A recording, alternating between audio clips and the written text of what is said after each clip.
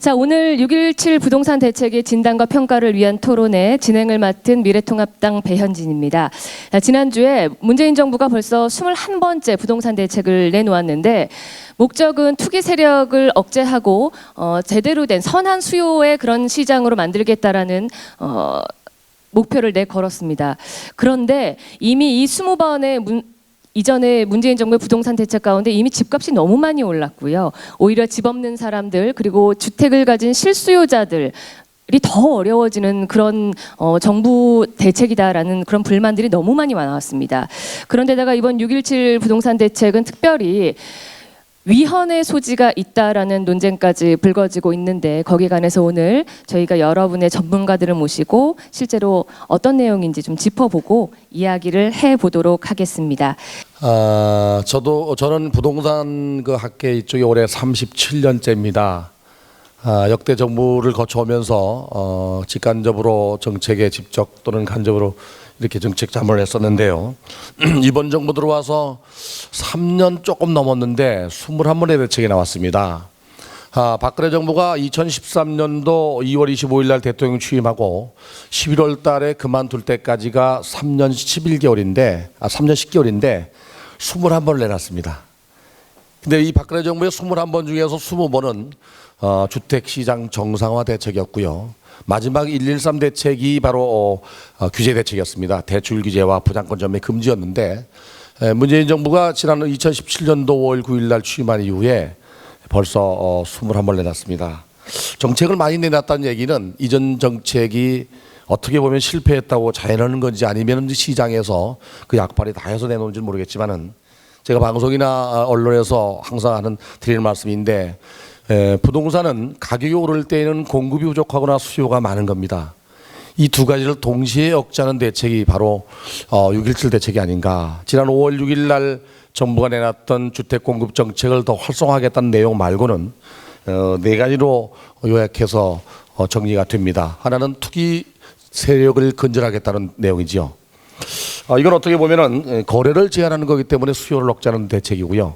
두 번째는 이제 정비사업 정비 대책입니다. 안전진단을 강화하고 또 관리처분인가가 바로 분양하는 날인데요. 분양 시점으로부터 2년 전 거주하지 않으면 입주권을 주지 않는 내용. 물론 투기과열지구에서는 지위양도 금지이기 때문에 조합인가를 받게 되면 매도할 수가 없습니다. 새롭게 시작하는 아파트들이 문제가 되고 있고요. 결국에 소유자가 들어가서 살게 되면 살던 사람들이 나가야 되겠죠. 다시 전세대에 날 가능성도 있겠죠. 세 번째가 바로 이제 갭 투자를 위한 대책인데요. 이건 잘한 것 같아요, 제 생각에도. 개인이 법인을 설립해서 부동산을 취득하게 되면 취득과 보유 양도세가 감면됩니다.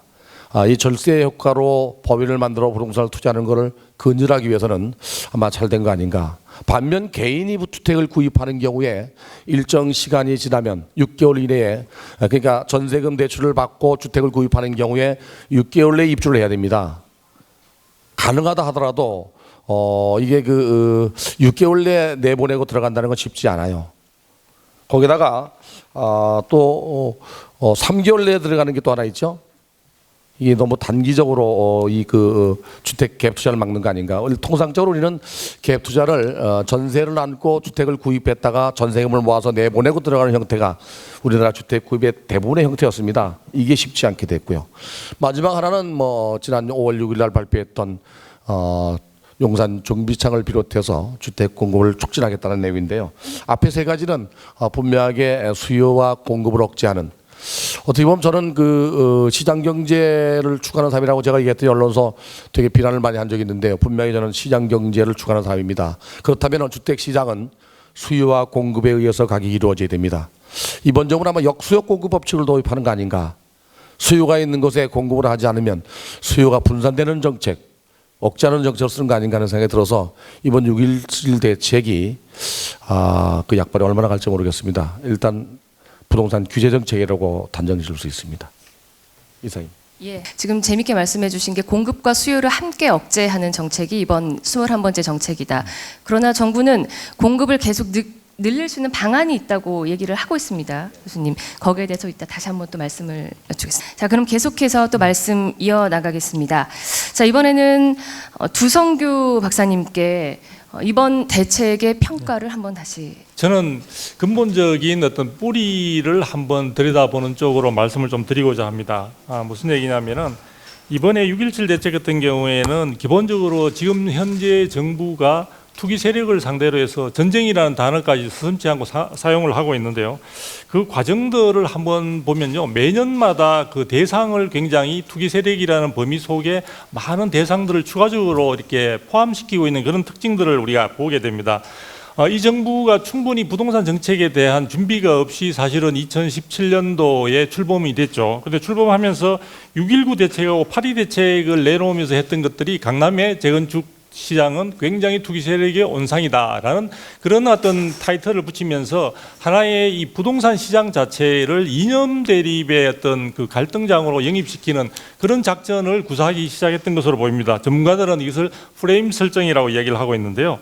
그런데 그 다음 해 2018년도에 굉장히 자신감 있게 내놓고 강력하다고 스스로 자부했던 9.13 대책 같은 경우에는 기존의 강남 재건축에서 이제는 다주택자들을 본격적으로 굉장히 주택 시장에 있어서 문제점이 많은 대상으로 포함시키고 그쪽에 대한 규제를 집중적으로 강화하는 모양새를 보여주고 있습니다.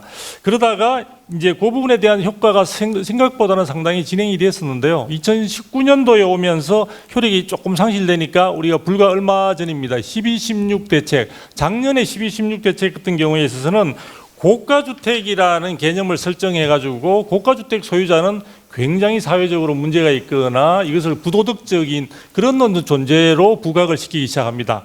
자, 그렇게 했는데 이번에 6.17 대책은요, 거기에서 더 업그레이드 됐다고 볼 수 있습니다. 뭐냐 하면은 기존의 고가주택 말고 그 이외에 유주택자, 주택을 가진 사람은 굉장히 부동산 시장에서 또 주택 시장에서 시장을 교란시키고 자기만의 이득을 취하는 부도덕한 어떤 존재의 개념으로 저는 확대시킨 그런 측면을 보게 됩니다. 여러분 잘 아시겠지만 이 고가주택이라는 개념 자체도 정부가 설정을 했죠. 고가주택은 현재 시세로 9억 이상이면 고가주택이라고 우리가 분류를 하고 있습니다. 그 다음에 15억 이상이면 초고가주택인데요.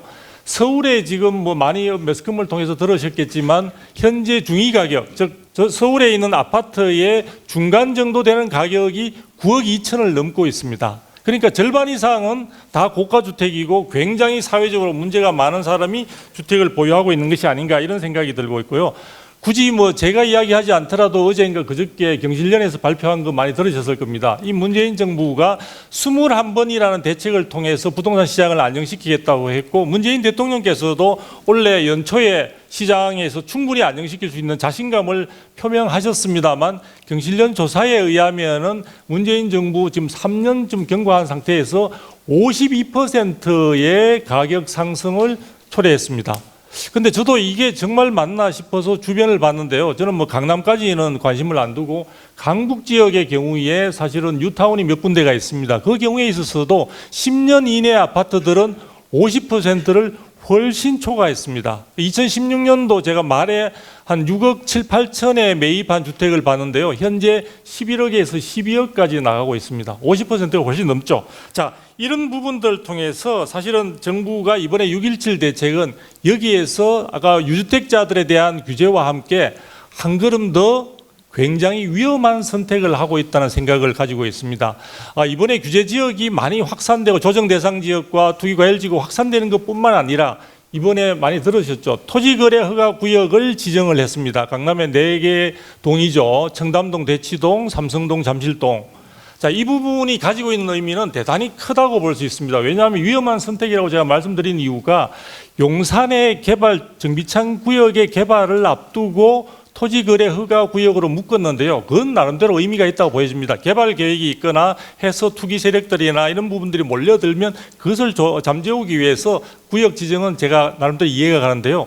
이 부분을 현재 이미 뭐 저기 GBC나 우리 마이스 작업들이 사업들이 지금 진행되고 있긴 하지만 기존 동네의 주택 단지에다가 그것을 갖다가 설정했다는 게 저는 굉장히 의미를 우리가 가지고 봐야 된다고 생각이 들고요. 여기에서 하나 더 저는 굉장히 걱정스럽게 생각하는 것은 이 부분에 대한 지정이 단순한 지정에 그치지 않고 확장성을 가지고 있으리라는 점입니다. 즉, 그 말은 뭐냐면 지금까지 정부가 조정 대상 지역 투기 과열지구 지정을 통해서 그동안의 대책들이 별다른 효과를 보지 못했다고 여러분도 아마 생각하실 겁니다. 그런데 이 부분에 대한 효과가 없다 보니까 더 강력한 대책을 마련하려고 올해 연초에 청와대 비서실을 중심으로 해서 넌지시 떠본 게 주택거래 허가제라는 겁니다.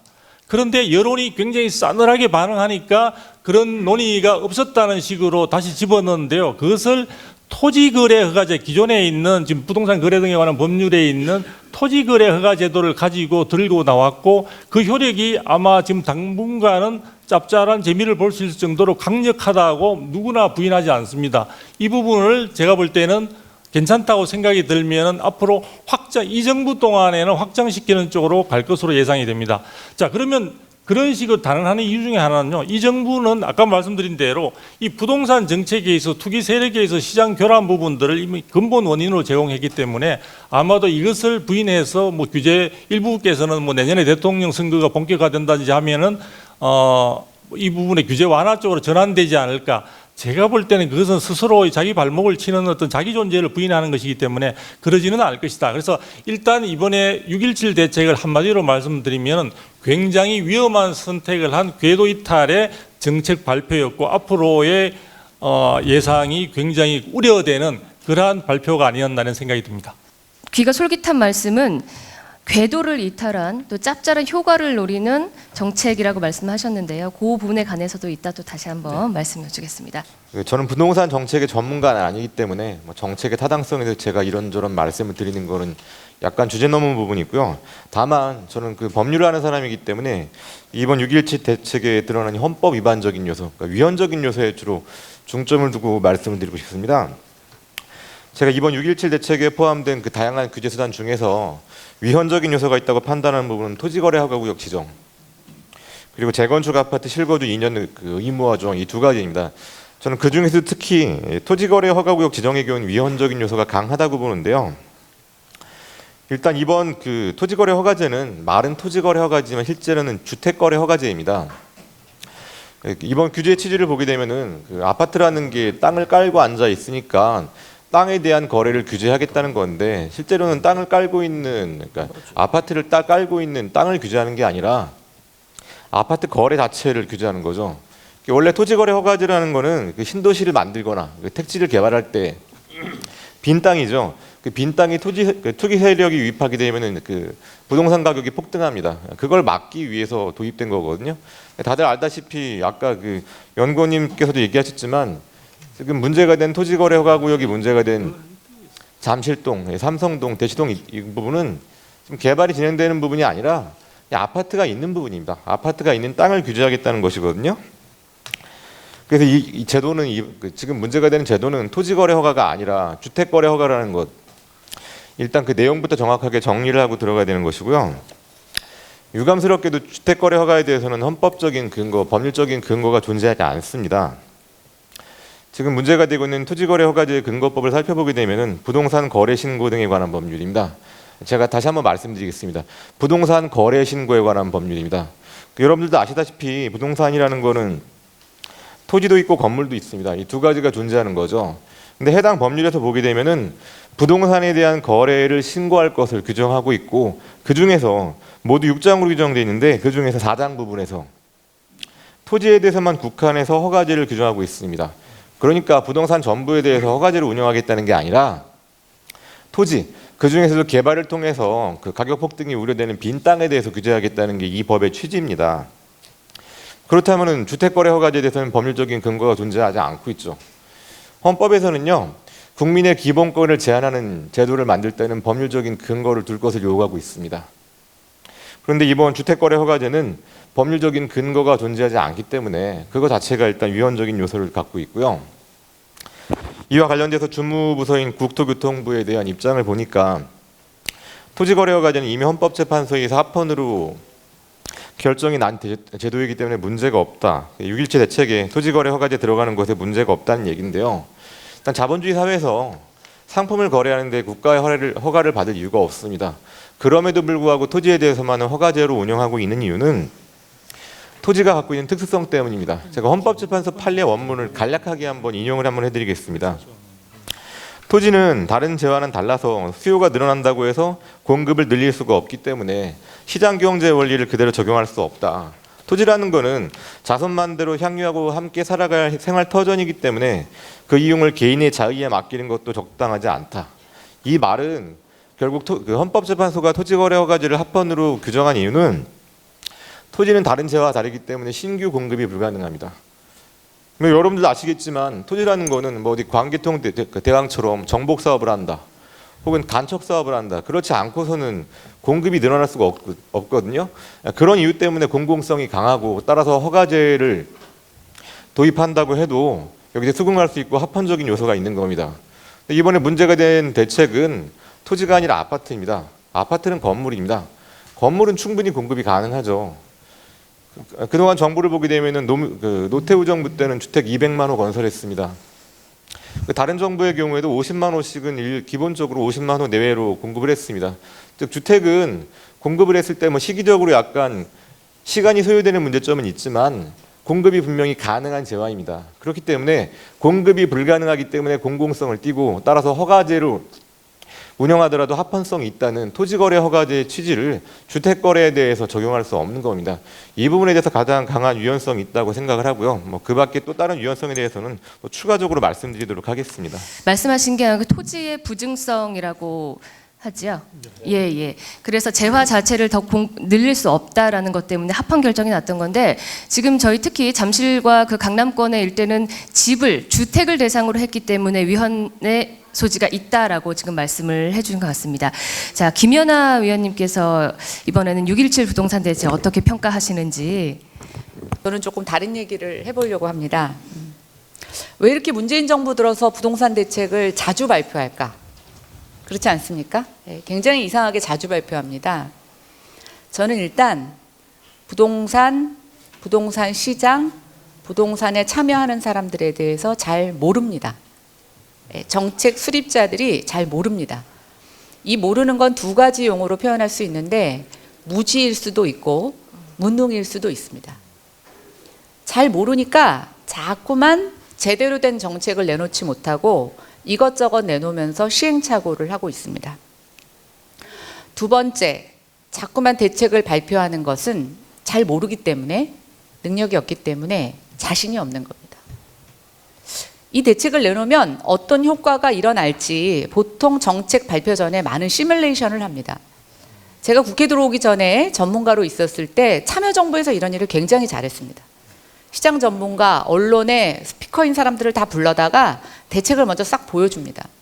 어떤 반응이 나오는지 딱 스크린을 하고 가져가면 대책을 다시 손을 봅니다. 근데 이 정부는 그것이 언론에 흘리는 것 자체를 완전 차단합니다. 자기들이 듣고 싶은 얘기만 하는 사람들을 불러서 모니터링을 합니다.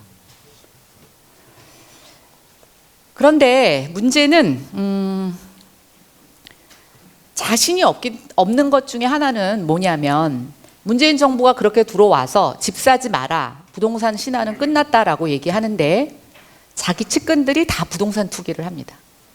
청와대 대변인, 영부인하고 가까운 사람 다 부동산 투기가 문제가 돼서 그 자리에서 내려오거나 뭔가 불명예스러운 것들을 맡고 있는 사람들입니다. 왜 그럴까요? 가만히 보니까 대통령이 말하는 대로 정부 정책이 말하는 대로는 돈 벌기는 틀렸거든요. 그리고 그게 시장의 흐름이 아니라는 것을 아는 겁니다. 민주당이 이번에 공천하면서 다주택자 공천 자격 없다고 했지만 시민단체가 그 이후에 폭로한 것처럼 총선 끝나고 나서 아무도 다주택 정리 안 했습니다. 기준이 없는 거죠. 마지막으로는 핀셋 규제라고 합니다. 그래서 여기저기 찝어 오는데 저는 이 핀셋 규제야말로 부동산 정치라고 생각을 합니다. 민주당은 모든 부동산 정책을 내놓을 때마다 표 계산을 합니다. 지금은 집을 가진 사람보다 집을 빌려 쓰는 사람이 많습니다. 그래서 집 가지게 하는 정책보다는 빌려 쓰는 사람에게 유리한 정책이 훨씬 더 표로 유리합니다. 제가 선거를 뛰었던 고양시 정에서 얼마나 재미있는 해프닝이 있었는지 좀 말씀을 드리겠습니다. 집 가진 사람들은 3기 신도시를 반대합니다. 세입자들은 서울에 훨씬 더 가까운 지역에 저렴하게 3기 신도시 아파트가 공급이 되면 거기에 청약할 수 있는 기회가 있고, 청약을 하면 로또를 맞는 거기 때문에 신도시에 찬성합니다. 고양시가 신도시를 건설함으로 인해서 어떤 타격을 받는지 별로 관심이 없습니다. 근데 문재인 정부의 부동산 정책은 다 그런 식입니다. 그것들을 지역적으로 다 쪼개서 표계산을 합니다. 부동산 정치를 하다 보니까 대책이 발표되고 나면 반드시 풍선 효과가 일어납니다. 강남 잡으라고 그랬더니 지금 전 대한민국의 집값이 강남을 따라 추격을 하고 있습니다. 우리가 행동경제학에서 앵커링 효과라는 게 있습니다. 정박 효과. 어떤 특정의 목적지나 두드러난 것이 가격이 정해지면 그거에 갭을 맞춰서 사람들이 다 쫓아가는 걸 정박 효과라고 얘기하는데요. 이제 보십시오. 서울에서 30평짜리 아파트 중에 대부분 다 10억 가까이 됩니다. 이제는 상상도 할 수 없는, 제가 이런 표현을 썼는데, 이번 생에 집 사는 건 망했다. 이생 집망. 30대들이 절규하고 있습니다. 그러면서 저는 생각하는 건 정부는 부동산 가격을 잡을 생각이 없습니다. 정책을 통해서 자기 지지자들에게 때로는 환호, 만족감을 주고 새로운 돈 벌 기회를 계속 뜨내기처럼 주면서 부동산 정치를 하고 있습니다. 제가 오늘 아침에 비대위 회의를 갔다 오느냐고 여기 좀 늦었는데요. 재미있는 사례가 있어서 비대위에서도 좀 말씀을 드려서 이 자리에서도 좀 소개하고 제 발언을 마치려고 합니다.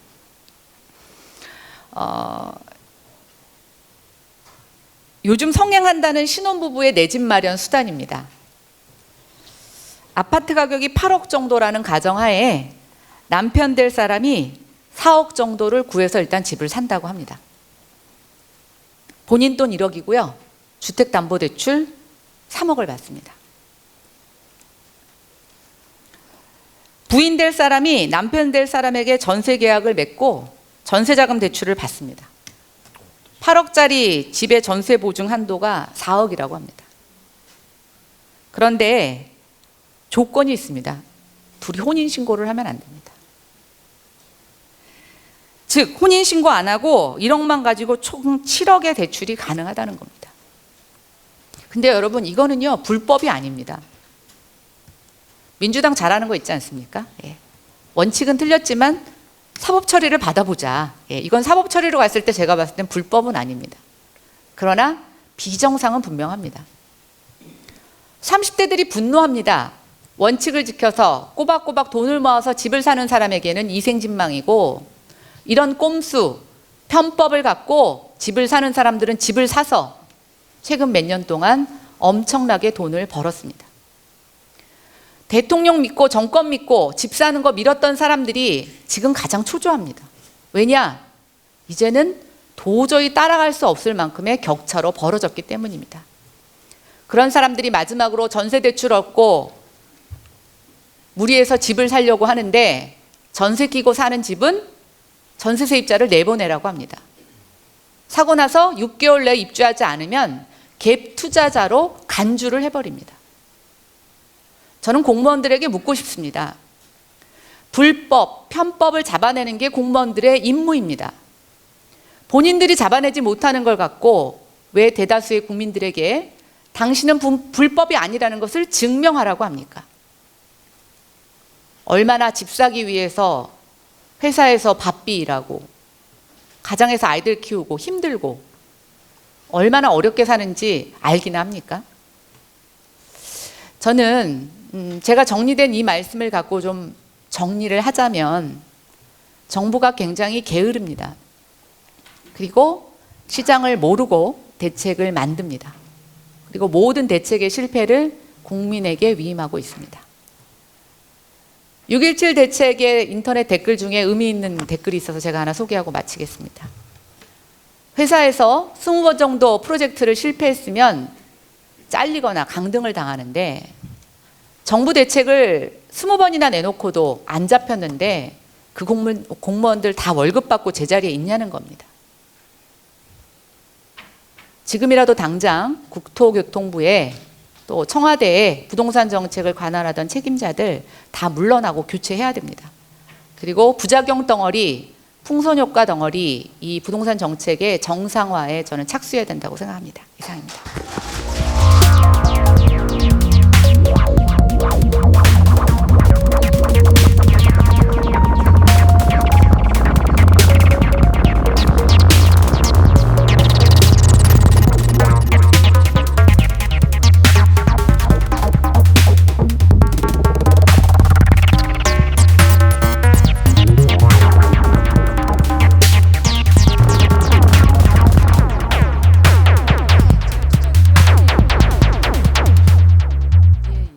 그리고 실질적으로 이제 그